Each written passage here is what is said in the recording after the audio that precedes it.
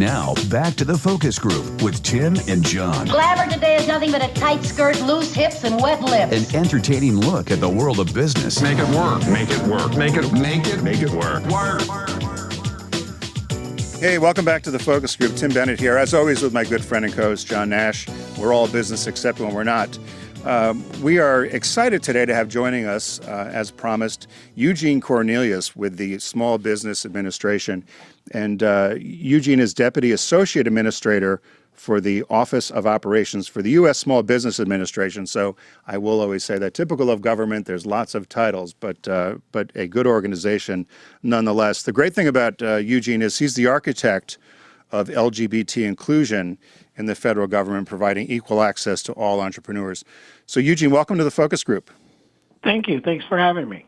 Perfect. So we have you joining us by phone here on the Focus Group. And as I said, we were talking earlier before you came on, and the SBA, or the Small Business Administration, might not be on everybody's radar in terms of all the mission and the history that you guys have. Could you tell our listeners a little bit about what the SBA is? Well, the SBA is a federal government program institution which delivers to the small business community three major components. One is access to capital. We put out over $28 billion in guarantees to small businesses to help them start and grow their businesses. In addition to that, we oversee all 24 agencies as far as their contract and procurement for small business participation, which the government spends over $5 billion in goods and services every year. We are earmarked to have a goal of 23% going to small businesses, and we make sure that small businesses have an opportunity to do that through our business development programs. And third, we give counseling and technical assistance to small businesses so that they can compete in the marketplace, whether they're competing domestically or internationally, and so that they can compete not only for government contracts, for private sector contracts, and develop their businesses. Wow. Hey, Eugene, this is John. It's a pleasure to have you join us, and I'm fascinated by what you're here to talk to us today about, because I used to own two dedicated ad agencies that our goal was to work with major corporations in their outreach efforts to the LGBT community. And in the past, an agency such as mine, while I might have thought myself as a minority agency, we could never really approach a civic body like a city or state government or even the federal level to bid on contracts because we were not a recognized minority category. But you guys have created something as an outreach of what Obama was doing with the federal agencies to look at the LGBT community, and it's called Many Faces, One Dream. Did I get that right? That's correct. And let me tell you, the president called us, President Obama called to all the federal governments and said, we need to go into places that we traditionally don't go and to places that are underserved that we know can have some impact on the economy. And you're right. The gay and lesbian transgender community was not one that typically the federal government would look at as a minority status. However, the name itself, Many Faces, One Dream, is about that because the one dream is entrepreneurship, ownership. And we know that 2/3 of all businesses hiring in the last 5 years was created by small businesses. We also know that small businesses tend to hire people who look like them. So if we're going to move the needle in the LGBT community, we need to create entrepreneurship in the LGBT community. Having said that, the other part of Many Faces, One Dream, the Many Faces part, is our community, the gay and lesbian, transgender, bisexual community, is made up of every minority. We include African Americans, Hispanic, Asian, Native Americans, disabled, veterans, women, all those minority categories that are recognized by the federal government in Illinois are part of the gay and lesbian, transgender, bisexual community. How Eugene, when did President Obama have this mission or missive, I feel like I was unaware of it, and it's such a big thing. When did it happen? It has always been a part of the president's mainstay. It was not a declaration that came out under executive order or anything. The president has spoken, even as a candidate and as the official president, that he was going to reach out to the gay and lesbian transgender community, and that he wanted us as the federal government to move forward in capturing and making sure that our services was rendered to that community.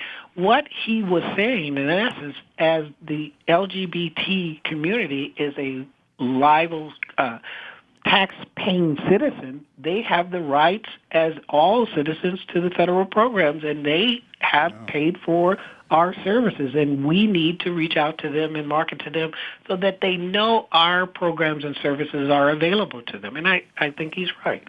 Are you guys, are you appointed by, or is the leadership at SBA appointed by the administration? Or Yes. Okay. Our administrator, Maria Contreras-Sweet, who completely supports this, is the cabinet level official appointed by the president and confirmed by the Senate. And she is a trailblazer in making sure that we move the needle in this agenda that the president has set forth.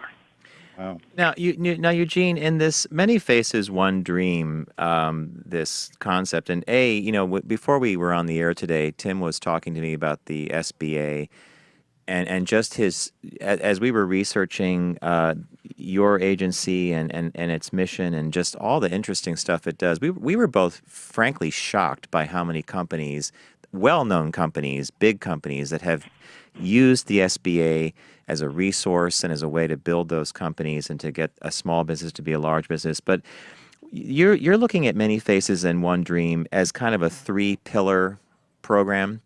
And I think you kind of talked to a very fascinating aspect of pillar number 1, which I'm reading here. It says building the dream, and that's where you're looking at all these different individuals who happen to be LGBT. And you touched on it earlier: Asian, Latino, Black, and it could be LGBT. But the LGBT community is so interestingly diverse. And Tim used to always say that we were the granddaddy of all minorities, right? Because we cut across all channels. So if someone was looking to start a relationship with the SBA, or they're looking to start a business, what do you think? And if they are in the LGBT community, does it make sense for them to open a dialogue in that way, or is it better if it was an Asian American to say, well, you know what I'm getting at? Like, it seems like you've opened up another cool way of, Right. I hear you loud and clear, but we don't pick among our children. Everyone is a U.S. taxpayer, and everyone is viable. What I want to make clear in Many Faces, One Dream is that this community, the LGBT community, understands that they have every right and every privilege that any other minority has to our programs and services. And I want them to this is an introduction to them, to the federal government, that they are worthy of everything that we give to any minority group or any U.S. citizen. So whether they come to us as a gay or lesbian or transgender person, or they come to us as one of their minority groups, I don't think it matters. What matters is that they know that they're comfortable coming to us in any way they choose, in any way they want to identify, and that their total identity is important to us. And so what we're doing, and you mentioned the first pillar, which is Many Faces, One Dream. The second pillar, which is the teaming with the Gay and Lesbian Chamber of Commerce, because we want to grow our existing businesses in the LGBT community so that we make sure that with that growth, we reduce unemployment in that community, and we move the transgender community from the underground employment to formalized employment, which deals with some of our social issues in that community. So this, and the purpose of SBA and the mission of SBA since 1953, signed into law, was to create jobs. And no better way to create jobs is through entrepreneurship in our community because, like I said, people tend to hire people who look and act like them. Themselves, yeah. So that's the second part. The third part of that pillow, which is going into the communities, as I mentioned, the social ills. Our community has not really focused on economic development. We're focusing on our rights, our right to marry, our right to love who we want to love, our right to be engaged, our right to be employed. And we have social ills that have been affected by our lack of participation in that. So when we look at our suicide rates and everything else, our community tends to come to our community centers for help and assistance. I want to reach out to those community service centers and give them an intro to SBA's products and services and go in and get people educated to our programs and services so they could take advantage of it. And if not become an entrepreneur, develop the workforce for entrepreneurs within our community to reduce the unemployment, to reduce suicide rates, to give our youth mentors and examples of what they can and could be, and their right as taxpayer citizens, as I say again, to explore any product and service we have. We're speaking with Eugene Cornelius, who's the Deputy Associate Administrator at the Small Business Administration here on the Focus Group.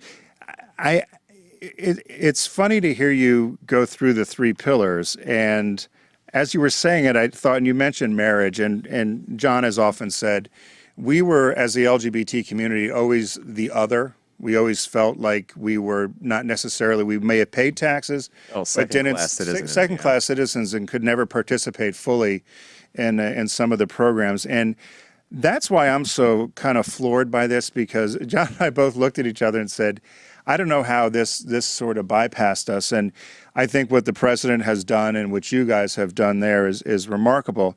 I'm wondering, in the unlikely event that we had a new administration that was not as friendly perhaps to the LGBT community, would these programs go away, or do you think they're set?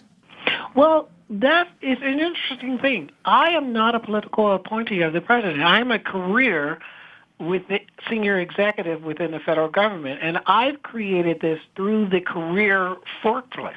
So the political atmosphere may change, but these programs are being created and the foundation is being built within SBA, and it will be difficult, if not almost impossible, to go back retroactively. And being a member of the gay and lesbian transgender community as an African American, sitting here at the top, I will find it hard for them to fight me. Right. Well, good. We're glad you're there. Hey, Eugene, listen, too many people have died for my right to be here, from Stonewall to California and Harvey Milk. Too many people have died for my right to sit here, and for me not to advance economic development in our community at this point would be a spit on every one of their graves, and I will not do it no matter who's in the presidency. Well, I say hear to that, yeah, Eugene. They're very nice. Nicely said. When it comes to the NGLCC, which for our listeners is the National Gay and Lesbian Chamber of Commerce, one of the impediments I think that small businesses often face in dealing with possibly an NGLCC or an SBA is something called the certification process. Correct. And one thing that I note that you guys are making, that you and have identified as a key issue here is you are stepping up to say, we're going to help you with that certification process. In many cases, what does that often entail for a small business? Is it simply a paperwork thing, or are they just trying to figure out some information that you may have that they don't?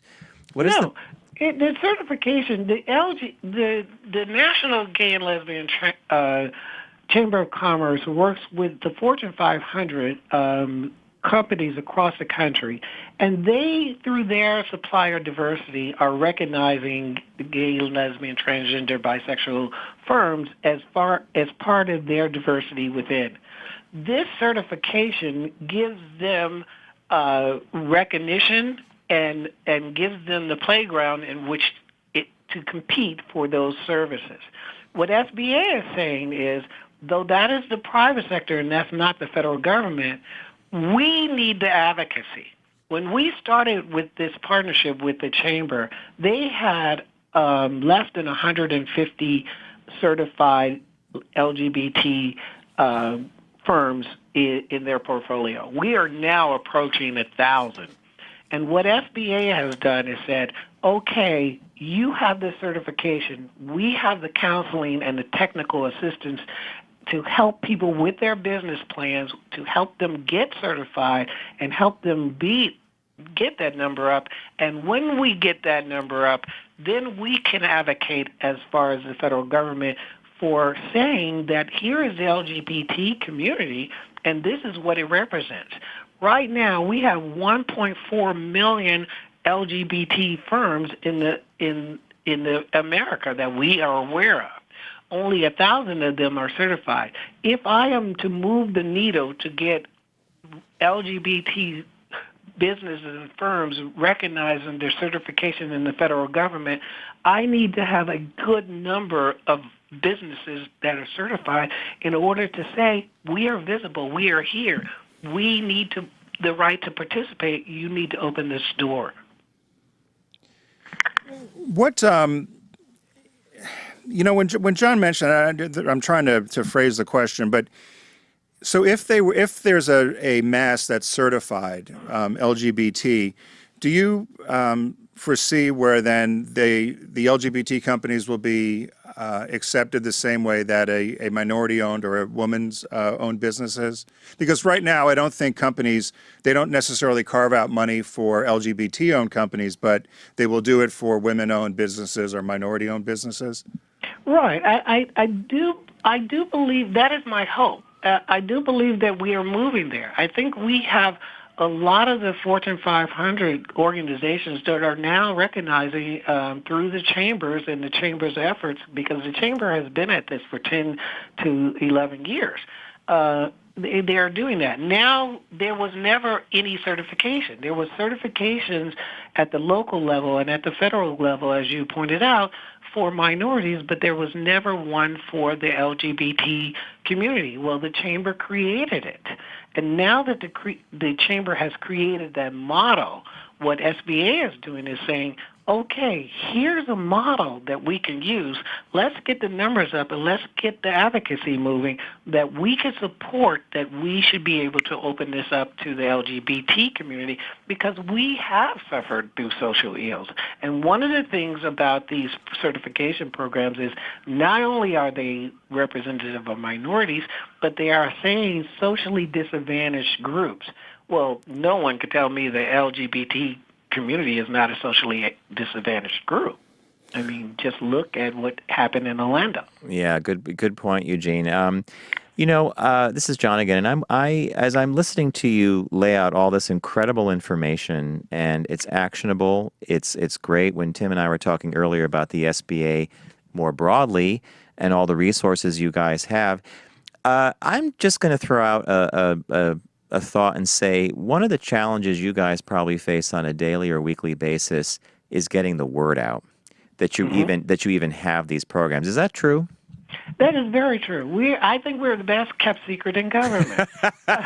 Especially with all that loan money sloshing around. That's right. Well, not only do we have $28 billion in loan money, we have another $23 billion in investment equity lending going on.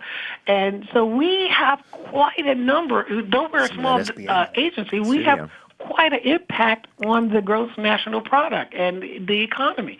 And I think that our community doesn't typically look at government And so why wouldn't I create something that opens the door and introduces them to the government and their ability? We pay for this, so why not use it? These services are free. We can take you from writing a business plan or expanding your businesses or moving into different markets across the United States and globally. SBA can do it, but our community doesn't know that that's available to them. And the more entrepreneurs we create in the LGBT community, the more we increase employment in our community, and the more we have role models for our young people who know they have options and they have visions and they have hope and aspirations, and they're not reducing themselves to suicide, drugs, and all the social ills that we deal with because they don't feel they have that. That's really well said, Eugene, and I think you really, really nailed the point. And I completely agree with you on this one, that we as a community do not look to the government as a resource or a solution for anything, because I don't want to say it's been antagonistic, but a laissez-faire kind of we don't really care attitude is more like what I associate with it. Yeah, it has been. And me being the top gay boy here, I'm not going to sit here and let that happen. So for any of our listeners, if they wanted to take advantage of the services or explore what there was to offer, would they go to SBA.gov? Well, they can, but we created something even better for them. Okay. They can go to LGBT at SBA.gov. It's for them specifically, and it will take them through and give them a direct person to talk to that's familiar with the sensitivities of our community and can help them and guide them through. So it's LGBT at SBA.gov. Correct. And do you have offices in every state? We have offices in all 50 states and U.S. territories, Puerto Rico, Guam, and the Virgin Islands and the American Samoa. We have 68 district offices, 10 regional offices, and a bunch of satellite offices. If you go to SBA.gov and type in your zip code, it will give you the local district office, and you can find the person and counselor that is working for you. Now, fortunately, I oversee all those offices, and so our 68 district offices, district directors, have a goal to reach out to the gay and lesbian transgender community, and they are looking for you to reach out to them.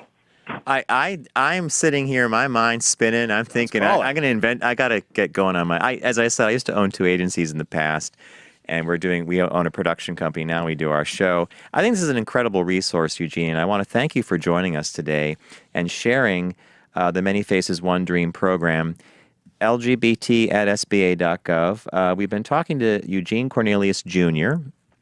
So there's a senior floating around somewhere. Yeah. He's the Deputy Associate Administrator, Office of Field Operations, U.S. Small Business Administration. I urge everybody to check this out because as Tim and I were doing our research to talk to Eugene today, we were both blown away by SBA's scope. Yeah. And a lot of things we never knew about, and this just adds a whole new layer. We're going to have you back because this is right up our alley for what we do. So I hope you're going to be free someday to come back with those 68 offices. Help you get the word out. We're going to help you get the word out. Listen, I would count on you because I think this is major for our community. But I would like to say that I have on my staff Mark Gibson, who is my LGBT National Court Outreach Director, and I also have David Perry, who are 2 key people on my team whose job is solely to reach out to our community and to bring them in and to tell them about these 3 pillars under Many Faces One Dream. And I tell you that I'm open to come and talk to you and your audience anytime you wish and they'll vote, because I don't think we should keep this as a well-kept secret. No. Pandora's box, the lid's open. The SBA is going to be making loans like you won't believe. We're going to be loan generators. Bankrupt the SBA. Hey, Eugene, I want to thank you again for joining us here on the Focus Group, and have a wonderful week and an upcoming holiday, and you're going to be back. So, folks, it's the Focus Group with John Nash and Tim Bennett. We're going to take a very quick break, and when we return, some shop talk. So stay with us.